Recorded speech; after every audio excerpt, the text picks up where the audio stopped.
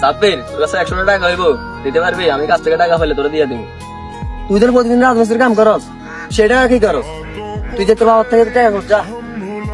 তুই তো তোর বাপের হোটেলে বসে বসে খাস, তুই বুঝবি কি?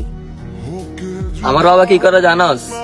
আমার বাবা মানুষের বাসায় কাজ করে, কাজ থাকলে করতে পারে, আর না হলে এমনি বসে থাকা লাগে।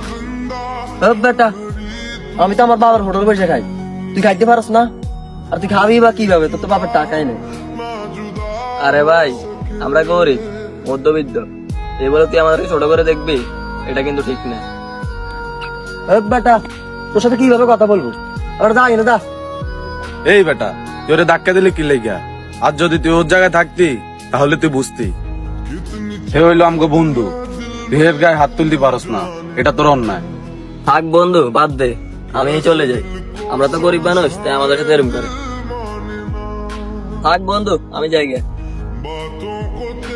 এই দাঁড়া রাকিব, আমিও যাবো। होके जुदा हम ना जुदा।